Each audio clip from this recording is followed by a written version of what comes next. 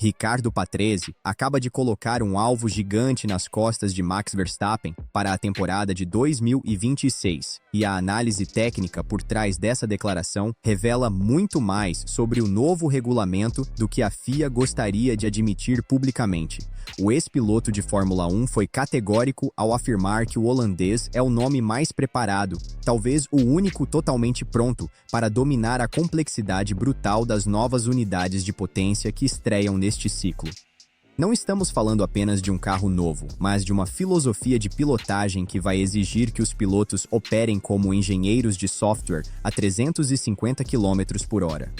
As regras que entram em vigor agora são tratadas nos bastidores como a mudança mais sísmica na história da categoria, muito mais drástica do que a introdução dos híbridos em 2014.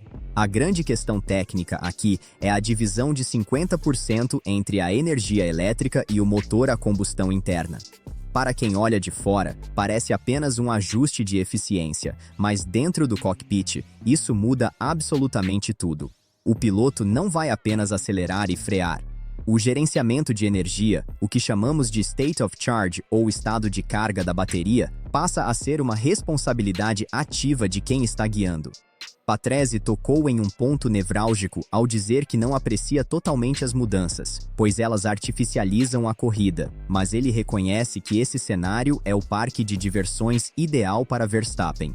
A familiaridade do tricampeão com os simuladores de alta fidelidade e o uso intensivo de comandos no volante em corridas virtuais de 24 horas dá a ele uma vantagem cognitiva que os pilotos da velha guarda, ou aqueles menos afeitos ao mundo virtual, vão demorar meses para adquirir. Max Verstappen está em casa nesse ambiente digital.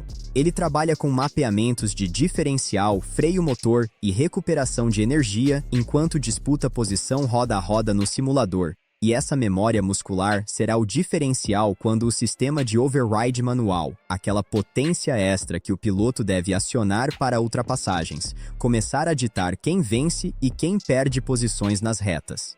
Patrese foi cirúrgico ao dizer que Verstappen trabalha muito bem com todos os botões, mas o alerta dele sobre a complexidade para o espectador comum é o que preocupa a Liberty Media. Se achávamos que entender o funcionamento do DRS e das janelas de pit stop já era complicado para o fã casual, agora teremos que explicar por que um carro perdeu potência subitamente no meio da reta porque o piloto errou o cálculo de regeneração na zona de frenagem anterior. Daqui a pouco eu vou detalhar como essa mudança de regulamento afeta diretamente a briga interna na Ferrari entre Lewis Hamilton e Charles Leclerc, e por que a escuderia pode ter um trunfo escondido na manga. Mas antes, precisamos entender a profundidade do que Patrese chamou de pilotagem dinâmica. O sistema de 2026 não é linear. Haverá momentos de potência total, onde o motor térmico e o elétrico empurram juntos com mais de 1000 cavalos. E momentos onde a parte elétrica corta abruptamente, deixando o piloto apenas com o motor V6 Turbo, que estará trabalhando com combustíveis 100% sustentáveis e, teoricamente, com menos fluxo de combustível. Essa transição, o fio do pedal do acelerador mudando no meio da curva, é o que vai separar os homens dos meninos. Patrese alerta que para uma pessoa normal é impossível entender o que está acontecendo, mas para pilotos como o novato Isack Hadjar, que sobe para a Red Bull Racing ao lado de Verstappen, ou para Andrea Kimi Antonelli na Mercedes, essa complexidade é a única Fórmula 1 que eles conhecem de verdade em alto nível. A nova geração, como Arvid Lindblad na Racing Bulls e Gabriel Bortoleto na Audi, já vem formatada com esse chip de gerenciamento de sistemas.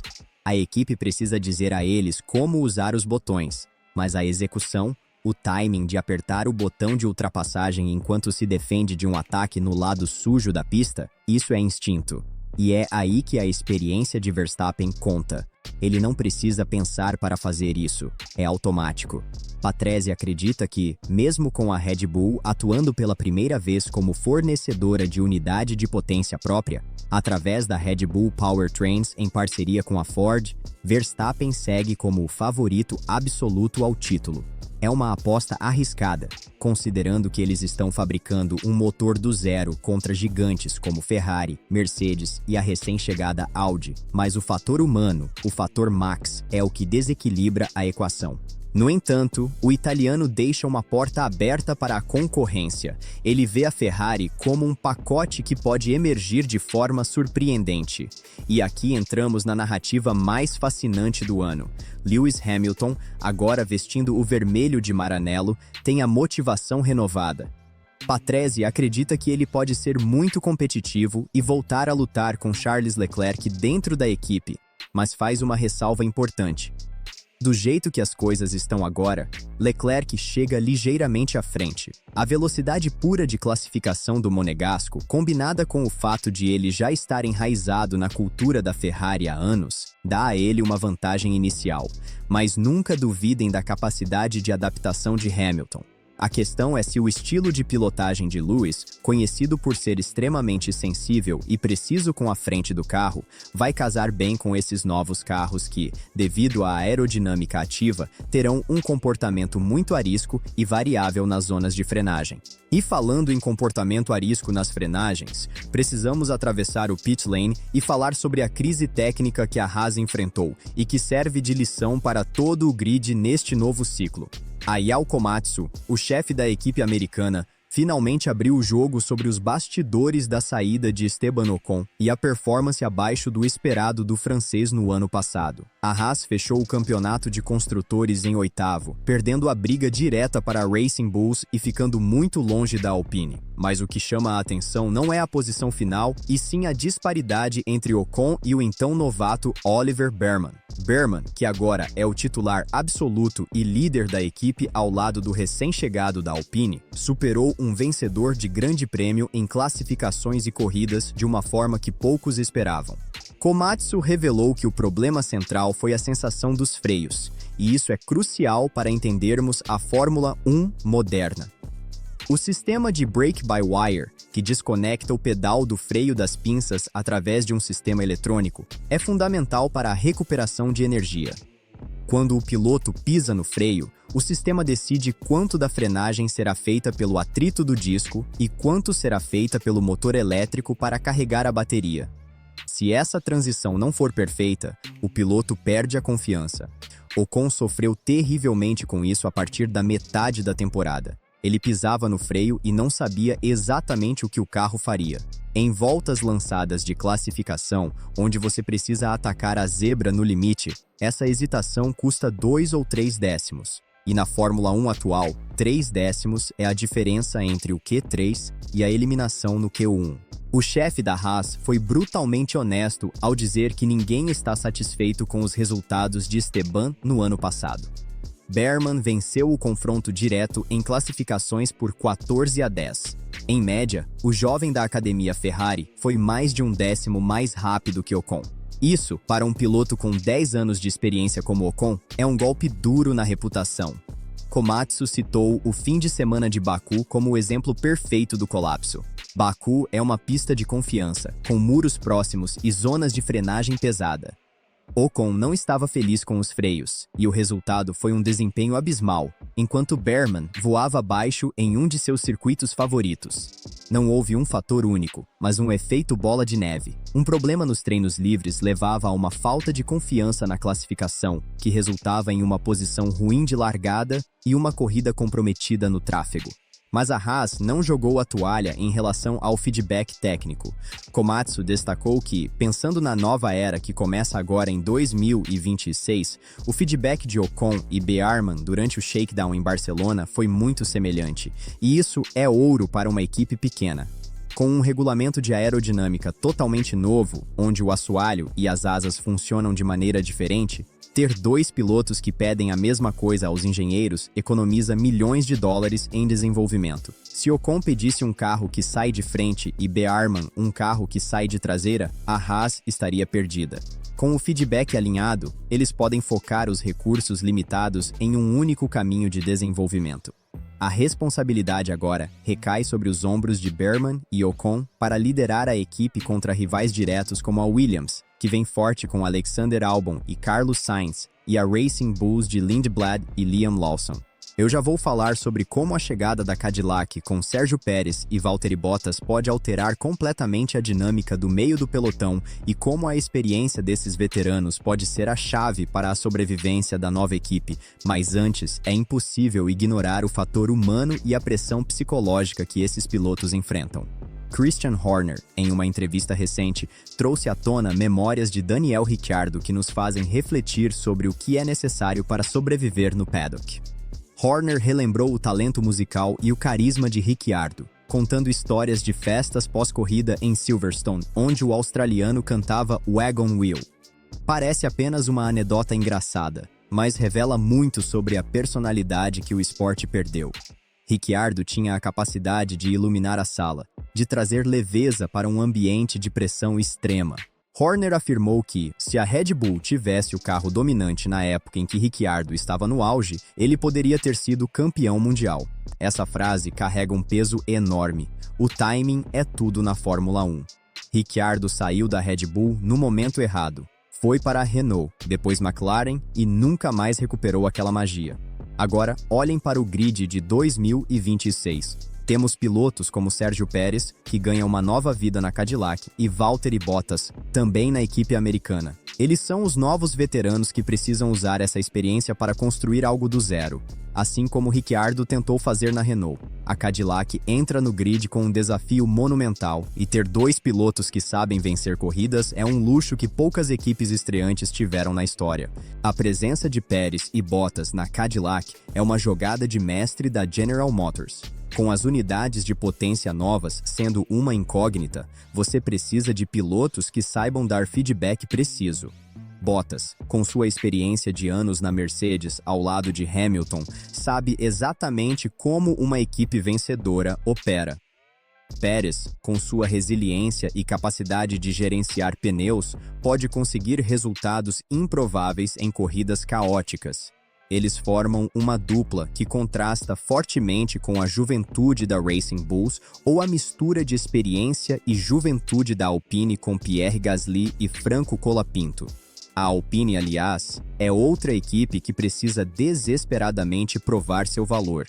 Gasly assume o papel de líder incontestável, enquanto Colapinto, depois de impressionar nas categorias de base e em suas aparições prévias, tem a chance de ouro de se firmar na elite. Voltando ao topo do grid, a batalha não se resume apenas a Verstappen e a Ferrari. A McLaren mantém sua dupla explosiva com Lando Norris e Oscar Piastri. Eles entram em 2026 com a estabilidade que falta aos rivais. Enquanto a Red Bull muda seu motor, a Ferrari muda um piloto e a Mercedes traz o novato Antonelli para o lugar de Hamilton. A McLaren aposta na continuidade.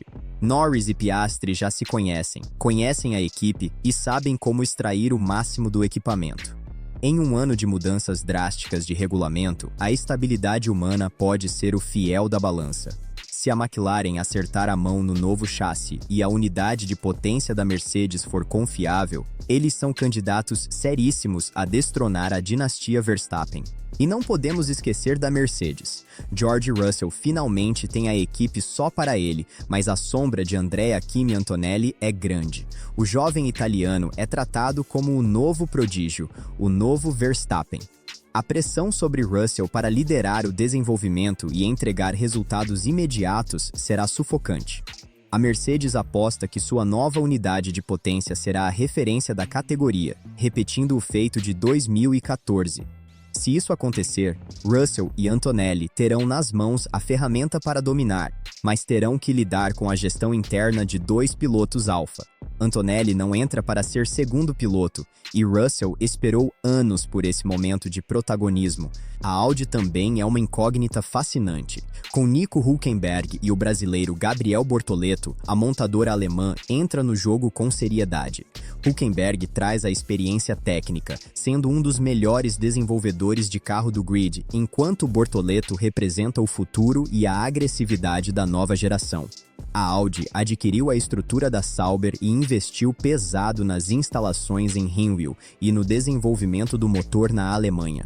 O sucesso deles não será imediato, mas a fundação está sendo construída agora. Para Bortoleto, estrear em uma equipe de fábrica com o suporte de uma marca como a Audi é o cenário dos sonhos, mas também um teste de fogo. Ele precisará mostrar serviço rapidamente contra um companheiro de equipe muito consistente. No fim das contas, a temporada de 2026 promete ser uma das mais imprevisíveis de todos os tempos. Temos novas regras de motor, aerodinâmica ativa, novas equipes como a Audi e a Cadillac, e uma dança das cadeiras que realinhou as forças do grid.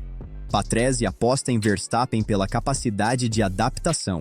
Komatsu cobra a evolução na Haas baseada em dados, e Horner nos lembra que o talento precisa estar no lugar certo na hora certa. O que veremos nas pistas será um teste de inteligência tanto quanto de velocidade. Quem entender melhor como gerenciar os megajoules de energia e a aerodinâmica móvel vai levar a taça. A Aston Martin também merece uma menção honrosa nesse cenário caótico. Com Fernando Alonso, o eterno jovem, e Lance Stroll, a equipe de Silverstone tem as ferramentas mais modernas do grid com seu novo túnel de vento operando a plena capacidade. Alonso, com sua experiência inigualável, é o tipo de piloto que pode encontrar brechas no regulamento que ninguém mais vê. Se o carro da Aston Martin nascer bem, nunca descarte o espanhol da briga por vitórias. Ele vive para esses momentos de revolução técnica, onde a malandragem e a inteligência de corrida superam a performance pura do carro nas primeiras etapas. O campeonato de 2026 não será vencido apenas no asfalto, mas nas salas de simulação e nas reuniões de engenharia.